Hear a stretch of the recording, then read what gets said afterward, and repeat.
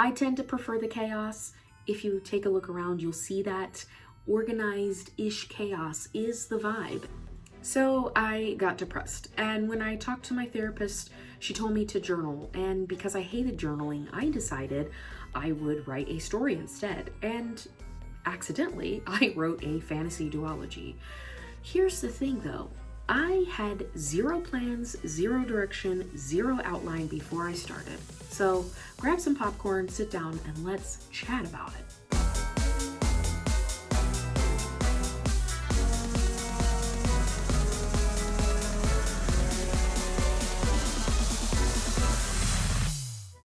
Hello friend and fellow adventurer, welcome back to the channel. My name is Kayla. I am a multi-passionate creative doing all the things. I also like to call myself a modern Renaissance Day person. I am very anti-niche, very anti-hustle. I am all about going slow growth, slow transformation. I love working within my current capacity, and I give myself a lot of grace to go the pace that I need to go, which is usually pretty slow. Here on my channel, I like to share my unique creative journey to hopefully inspire yours. If that's something you feel like you need in your life, then I encourage you to come, stick around, hang out. I think we have a lot of fun. So welcome. Before we dive into day 2 of 12 days of Vlogmas, I just want to say thank you, a huge thank you and shout out to my wonderful patrons over at the Rooted Guild on Patreon. You all are amazing. I still can't believe that you all believe in me. I know I say it every time, but I truly still am blown away. Thank you so much for your love and your support. It means the world to me. I love you to the moon and back, to be corny, you know. Okay, like I said, welcome back to day 2 of 12 days of Vlogmas.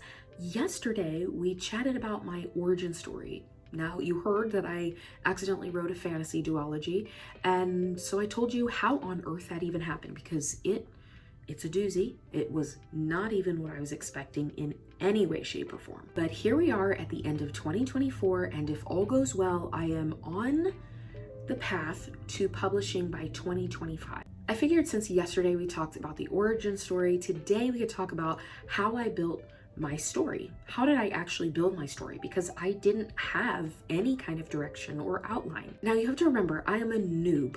I am new to this. And when I started writing, I certainly was even newer of a noob than I am now. My goal was never to write a book. It was simply to process my emotions and some hard things I was going through at the time. So I just started writing. I read a lot, especially fantasy, and so I knew what I didn't want to see any more of. I knew what tropes I wanted to avoid. I knew what archetypes I really wanted to incorporate. I knew the story that I wanted to see that I felt didn't exist, and that's where I started. It began with this one scene, this hardened general who really has a great heart, but you don't really know that until you get to know her as the story progresses. I had this visual of her in full armor and her boots just echoing off the walls of this castle and being really anxious as she walks into the throne room. And that was the only scene I had. That was the only imagery I had. And so I just started there and let Nassim take me wherever she wanted to go. Now, every writer is different. I am discovering that every writer has a different process. So you can't say what works well for you will work well for others. But what works really well for me is allowing my characters to tell the story. Most of this story has begun with Nassim running into other characters and starting to develop different relationships, or these relationships she already has established.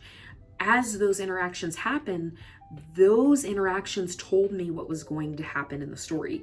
I kid you not, I had no idea where I was going to go with this when I began, but as she begins interacting in the world with people and situations, I started to see this story begin to unfold before me. But with many artistic, creative endeavors, there does come a time where we need to have some kind of structure to undergird that project. And certainly that did happen to me. Once I started taking this journey more seriously and deciding, hey, I think I think I want people to actually read this.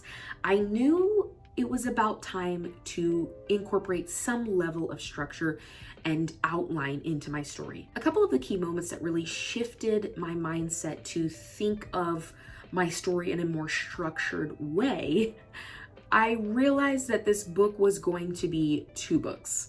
It started off as one. I was certain it was going to be only one.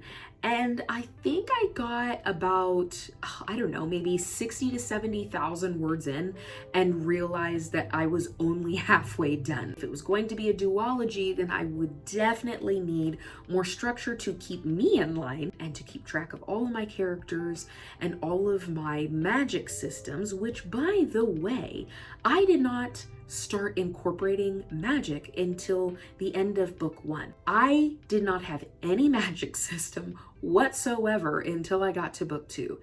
Let me tell you, when I was doing that first edit on the first book, which is called Wrought in Iron, I looked back at past Kayla and I said, you know, I know that being a pantser is good for you, is what works for you, but also this is a huge pain in my butt.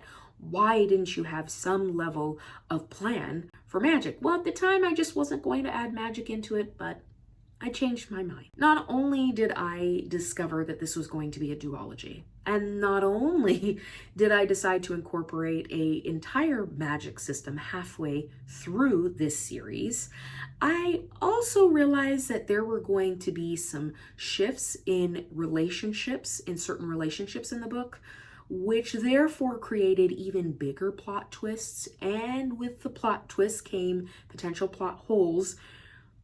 It just became very apparent to me that it was time to get some sort of outline on the books. Now, when I started outlining at this point, it was a little more of just a light outline. I was not outlining specific scenes within each chapter. I do have that now. That was something I incorporated maybe 3 or 4 months ago, but I didn't go crazy on the outline. I just knew I needed some solid points down on paper so that I knew where I was going and to keep all of it straight. Certainly, it was a little bit frustrating to go back and realize, oh, this would have been helpful had I had a little bit better of a plan.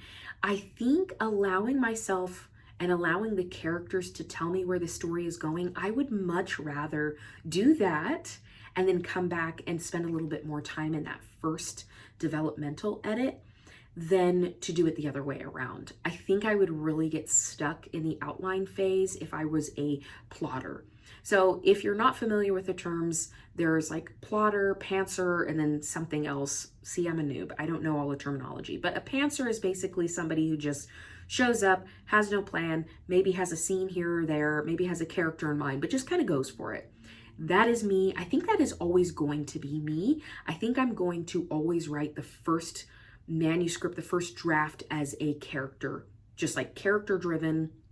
And then I think I know where the point at which I will start needing to incorporate a level of structure or an outline. What I will say, moving forward, I think I'm going to keep these 4 things in mind before I start a story in the future, because I already have a lot more ideas. Am I going to be an author now? Apparently so.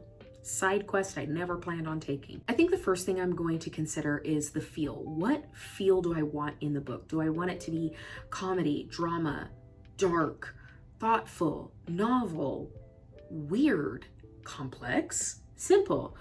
I want to know, what feeling do I want to evoke out of the book? I think I'll start there. And I think the second thing I'll consider is, what relationships would I like to explore? Would I like to explore a romantic relationship, a relationship between a brother and a sister, found family?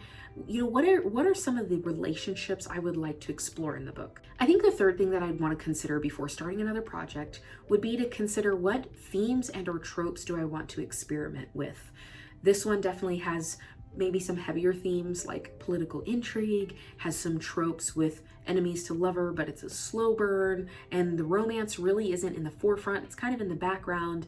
You know, what are the themes that I would really like to dive into for the book? Because I think that that would help me discern and discover what direction I want to go and what story I want to tell. And then I think lastly, the thing that I would consider before jumping into a new project, I'm always going to be a pantser, like I said, but I think the fourth thing that I would consider is what's missing.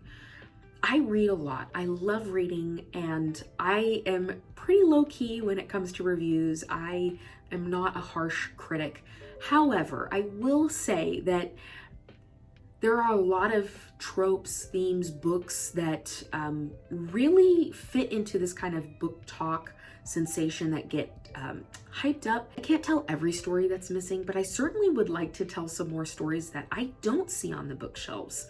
Maybe some things that really tick me off about certain tropes. I want to explore, what does it look like when we don't have a shadow daddy figure who is very problematic and very clearly a terrible, terrible example of toxic masculinity. Now, certainly I still love those stories. I'm not saying I don't love those stories. There's a reason why people still buy those stories and those tropes are still popular.